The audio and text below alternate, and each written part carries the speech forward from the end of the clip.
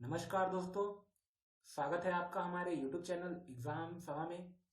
और आज के हम इस वीडियो में बात करने वाले हैं inter state water dispute tribunal क्या होते हैं, इनके बारे में हम डिटेल में जानेंगे।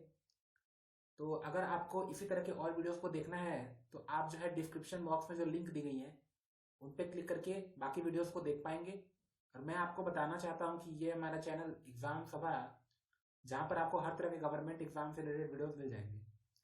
तो चलिए स्टार्ट करते हैं आज का वीडियो। यहाँ पे मेरे बारे में कुछ बेसिक इन्फॉर्मेशन दी हुई है।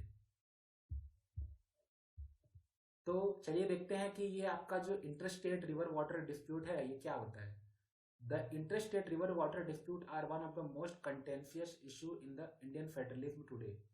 तो जैसा कि आप जानते हैं कि जो इंडिया है एक फेडरल सिस्टम पे काम करता है, और इस टाइम पे जो स्टेट्स के बीच में सबसे बड़ा इश्यू जो आजकल देखने को मिलता है वो है वाटर का इश्यू। जैसा कि आप जानते हैं कि कोई भी नदी जो है वो बाउंड्रीज को फॉलो नहीं करती है, और वो एक स्टेट में या तो दो स्टेट में, तीन स्टेट में, कितने भी स्टेट में जो है फ्लो हो सकती है।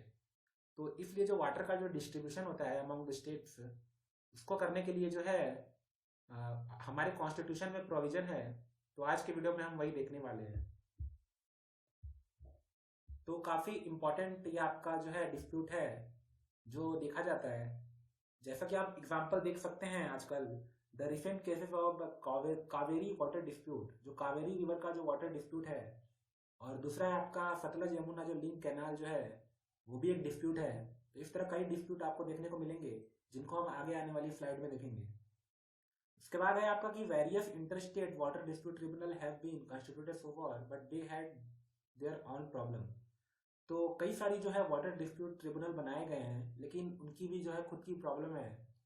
अभी भी जो है कई नदियों का जो है ठीक से बंटवारा नहीं हो पाया है, क्योंकि मैंने आपको पहले ही बताया कि जो आपकी नदियां होती हैं वो किसी बाउंड्री को फॉलो नहीं करती हैं और वो इंडिपेंडेंटली बहती रहती हैं। तो होता क्या है कि एक नदी अगर कई सारे स्टेट से फ्लो हो रही है, तो जिस स्टेट से ओरिजिनेट हो रही है उसको ज्यादा फायदा पहुंचता है। और जब जब नदी आगे बढ़ती जाती है तो आने वाले स्टेट्स को जो है पानी में कटौती देखने को मिलती है। तो इसी को जो है एड्रेस करने के लिए जो है वाटर डिस्प्यूट ट्रिब्यूनल बनाया गया है, और इसका जो प्रोविजन जो है कॉन्स्टिट्यूशन में भी है, तो उसको भी चलिए देखते हैं। तो आपको जो हमारा कॉन्स्टिट्यूशन है उसमें जो एंट्री नंबर 17 देखने को मिलेगी स्टेट लिस्ट में। आपका जो 7th शेड्यूल है उसमें तीन लिस्ट हैं, यूनियन, स्टेट और कॉन्करेंट। तो स्टेट लिस्ट में जो एंट्री नंबर 17 है वो जो है water, water supply, irrigation, canal, drainage, embankment, water storage and water power से जो है डील करता है। तो ये जो है स्टेट के अंदर आता है। और अगर बात करें एंट्री नंबर 56 की जो यूनियन लिस्ट में है, तो उसमें आपका जो है union government for the regulation and development of interstate river and river valleys to extend declare by parliament to be expedient in the public interest.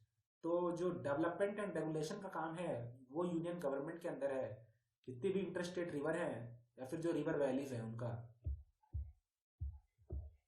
अब हम बात करेंगे, बहुत ही इंपॉर्टेंट आर्टिकल है आर्टिकल 262 जो आपका आता है कॉन्स्टिट्यूशन ऑफ इंडिया में। तो आपका जो सेंट्रल स्टेट रिलेशंस है उसमें जो आपका एडमिनिस्ट्रेटिव रिलेशन का जो पोर्शन है उसमें आपका आर्टिकल 262 जो है उसमें आपको देखने को मिलेगा।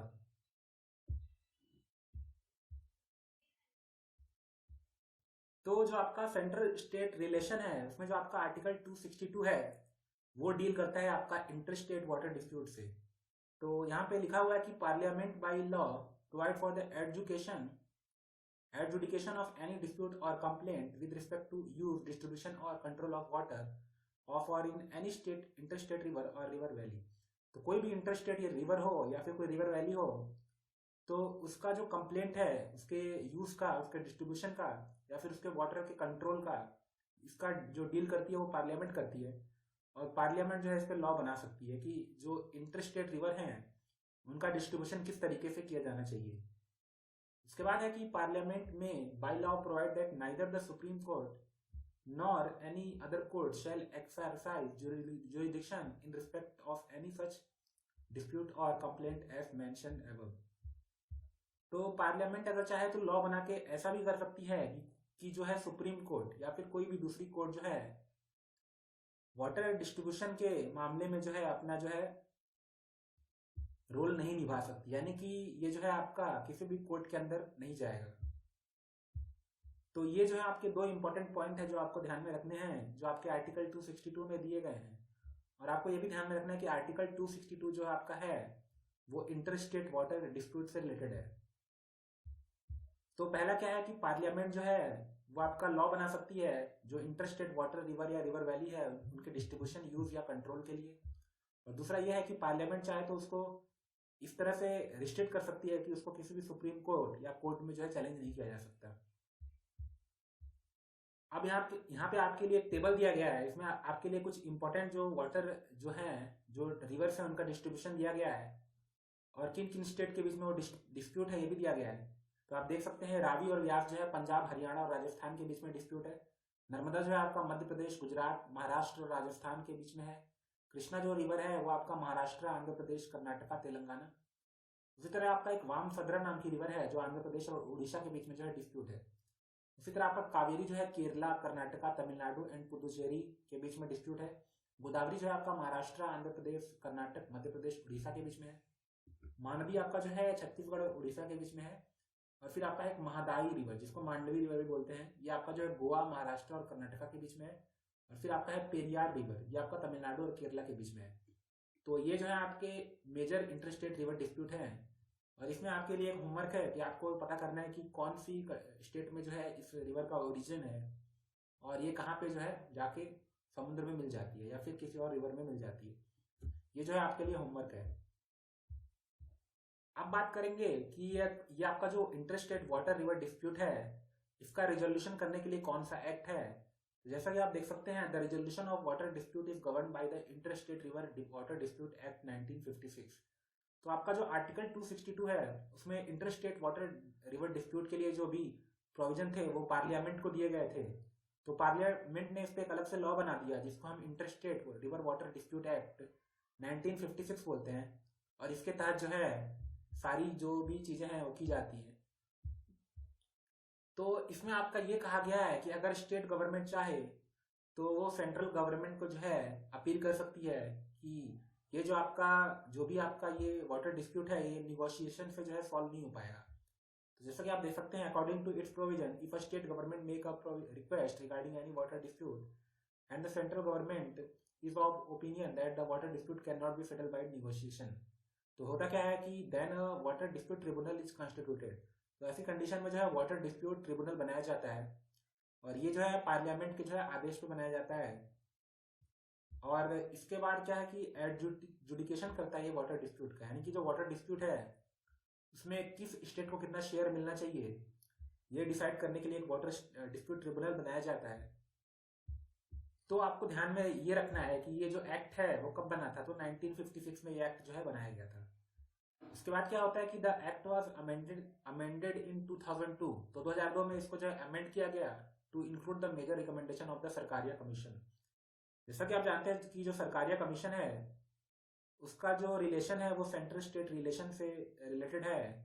और जो आपका जो 1956 का एक्ट है उसको जो है सरकारिया कमीशन के रिकमेंडेशन पे 2002 में अमेंड किया गया था। तो इस अमेंडमेंट के थ्रू एक नई चीज हमको देखने को मिलती है कि जो आपका 1 ईयर का टाइम दिया गया जो वाटर डिस्प्यूट ट्रिब्यूनल है उसको बनाने के लिए, यानी कि अगर कोई भी स्टेट अगर सेंट्रल गवर्नमेंट से रिक्वेस्ट करता है और निगोशिएशन के थ्रू जो है इसको सॉल्व नहीं किया जा सकता अगर वाटर डिस्प्यूट को, तो सेंट्रल गवर्नमेंट जो है एक वाटर डिस्प्यूट ट्रिब्यूनल बनाती है जो 1 साल के अंदर बन जाना चाहिए। इसके साथ ही साथ 3 साल का इसको टाइम दिया जाता है कि ये जो वाटर डिस्प्यूट है इसका कुछ सॉल्यूशन निकाला जाए। तो यहाँ पे आपकी कुछ हेल्प करने के लिए हमने एक और टेबल दे रखी है जिसमें आप देख सकते हैं कौन कौन से अभी तक वाटर डिस्प्यूट ट्रिब्यूनल बनाए गए हैं।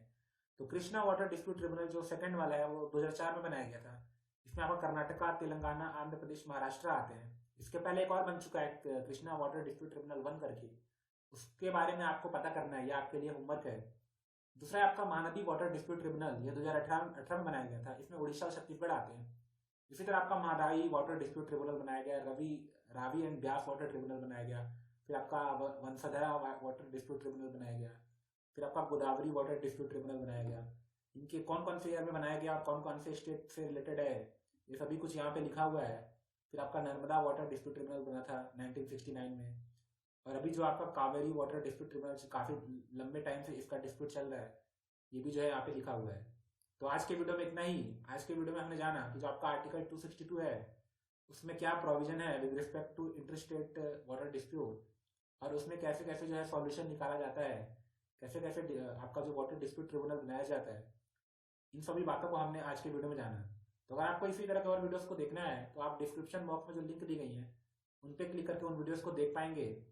और उसके साथ ही साथ अगर आपको ये वीडियोस पसंद आ रहे हैं तो लाइक कीजिए, शेयर कीजिए, और हमारे चैनल एग्जाम सभा को जो है सब्सक्राइब कर लीजिए।